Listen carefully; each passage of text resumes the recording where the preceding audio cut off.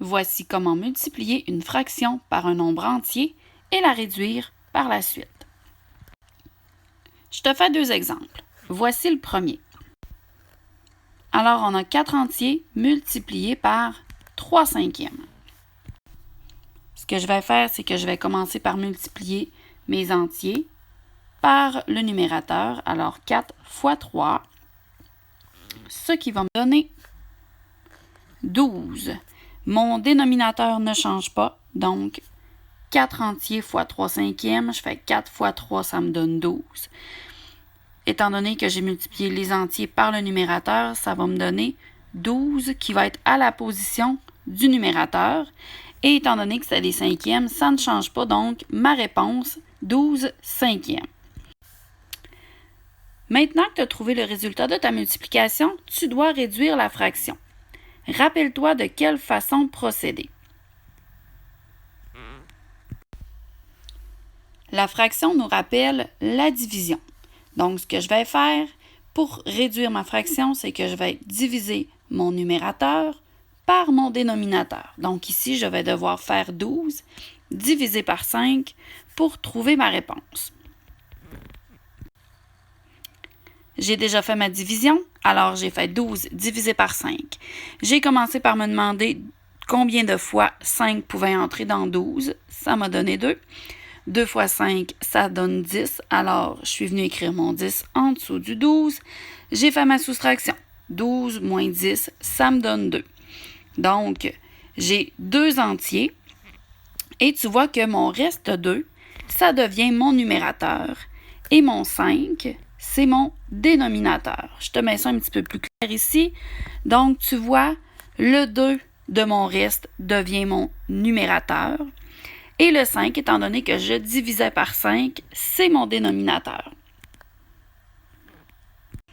Ce qui veut dire que si je reprends du début, 4 entiers fois 3 cinquièmes, ça me donnait 12 cinquièmes. Ce qui égale, une fois réduit, 2 et 2 cinquièmes.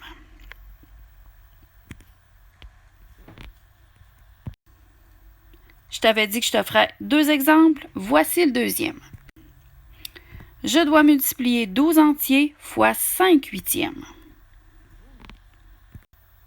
Donc, je vais prendre mes entiers, 12, multiplier par 5, par mon numérateur, ce qui va me donner,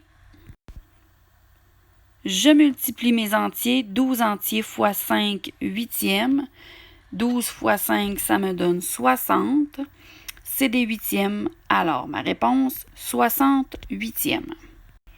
Tu te doutes bien que tu ne peux pas laisser ta fraction comme ça, ce serait beaucoup trop facile. Tu dois la réduire. Ce que je vais faire, je vais prendre 60 divisé par 8, donc le numérateur divisé par le dénominateur. Encore une fois, j'ai fait ma division. 60 divisé par 8. Connaissant mes tables de multiplication, je savais que ce qui donne le plus près de 60 dans la table du 8, c'est si je le multiplie par 7. Alors, 7 fois 8, ça donne 56. J'ai fait 60 moins 56, ce qui me donne 4.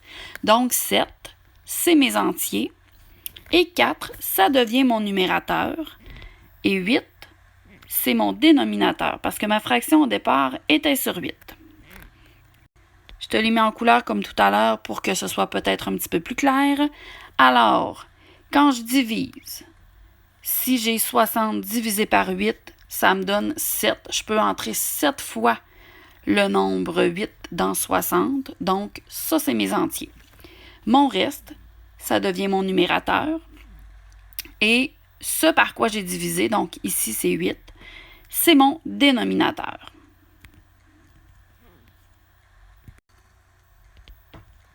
Ici, donc tu vois, je reprends du début. 12 fois 5 huitièmes, ça me donne 60 huitièmes. Je les réduis, ça m'a donné 7 et 4 huitièmes. Sauf que ça se réduit encore. Pas le 7, mais le 4 huitièmes se divise. Je peux le diviser par 2.